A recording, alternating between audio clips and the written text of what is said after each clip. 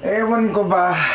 Gusto ko lang naman patunayan na talagang masama yung Hener na yun at hindi niya deserve yung mana ni Mamita. Pero nalaman mong hindi siya masama. Tapos magtatampo ka kay Nato dahil sinabihan kang selfish, kay totoo namang iniwan mo siya sa ere. Kanino ka ba talaga kampi? Hindi ba nga ito kasi Nato yung away ng away sa'yo? Junie boy, nangako ka kay Nato, akala ko ba rest back niyo ang isa't isa? Oo, nag-epic fail ka, pero pati ba naman sa pangako mo kay Nato para sa pang-tuition niya, magiging epic fail ka pa rin?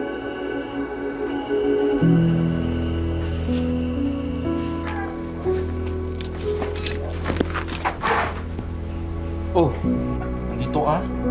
Because? Tol, hashback mo.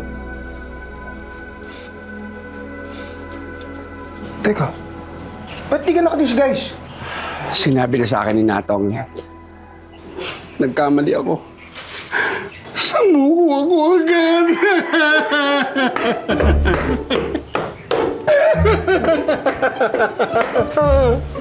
Sir, kuminaan na kayo, sir. Sir Enero, matagal rin po kayong hinintay ni Mamita. At meron po siyang gustong ibigay sa inyo. Attorney!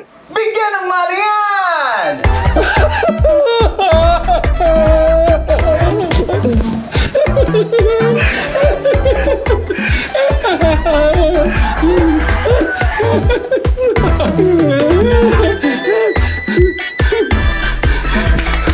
Salamat, Atty.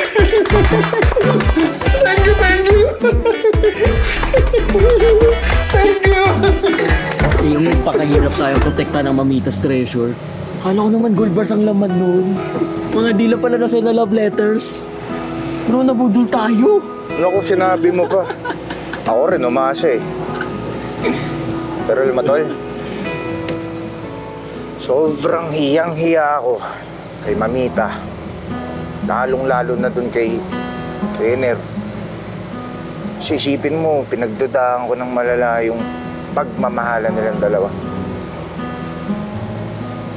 Ayos lang yan, pre. At least ngayon, alam natin na totoo ang true love waits, di ba? Oo, may ganun. Diba?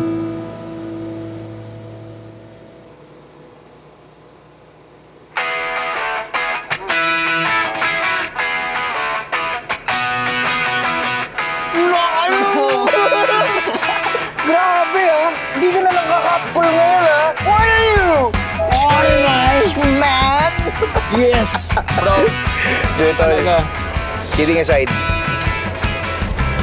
Maraming salamat bro ah. Sa lahat. Thank you. Salamat sa'yo. Oh, may 36K na ako. Ayun na nga eh. Hindi man lang ako nakatikim kahit 500 man lang. Bahala ka dyan. Isa ka dyan.